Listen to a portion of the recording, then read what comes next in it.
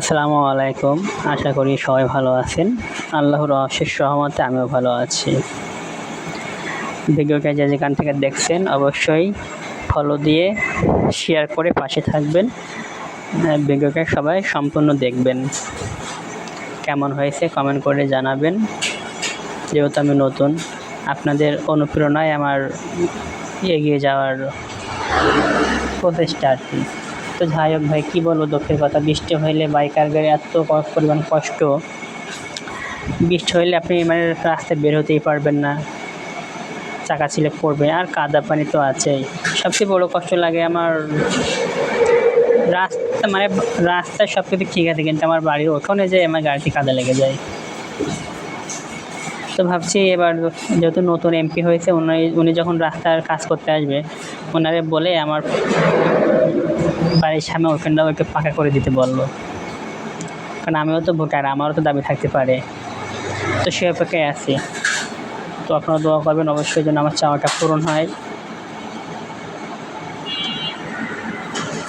আর এখানে দেখেন আমি গাড়ি ধুচ্ছি, গাড়ি ধুতে ধুতে বৃষ্টি চলে আসছে আর কি। মানে এখান থেকে ধুয়ে আবার ঘরের ভিতরে আবার গাড়ি মোছা লাগবে, ধোয়া লাগবে, কারণ ডবল খাটনি। তো যাই হোক, ভিডিওটা কিন্তু আপনারা ধৈর্য সহকারে দেখবেন। আকর্ষণীয় কিছু আছে, সুন্দর দৃশ্য, মনোরঞ্জন। জিনিসটা না দেখলে বুঝতে পারবেন না যে এত সুন্দর আসলে হয়ে ওঠে। হালকা হালকা বৃষ্টি হচ্ছিল, পিছনে হাঁস খেলা করছিল, মানে সব কিছু মিলে একটা ভালো লাগা কাজ করে আর কি। গ্রাম অঞ্চলে যেমন ভালো, মানে ভালোটাই বেশি আর কি। গ্রামের পরিবেশে একটু বৃষ্টি হইলে সমস্যা হয় চলাফেরার ক্ষেত্রে, তবে আগে বেশি সমস্যা হতো। এখন রাস্তা সব পিচ হওয়ার কারণে এখন অনেকটাই সুবিধা হয়েছে আর কি। তো যাই হোক, আমাদের বাংলাদেশ যত দিন যাচ্ছে তত এগিয়ে যাচ্ছে।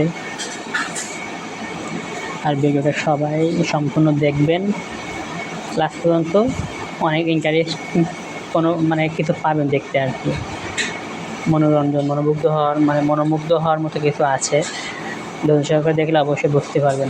এই দেখেন যে হাসি খেলা করতেছে, এটা দেখলেই কিন্তু মন ভরে যায়, কত সুন্দর। তো যাই হোক, ভিডিওটা সম্পূর্ণ দেখবেন আর ফলো দিয়ে পাশে থাকবেন, এটাই কামনা রইল আপনাদের উপরে। আসসালামু আলাইকুম।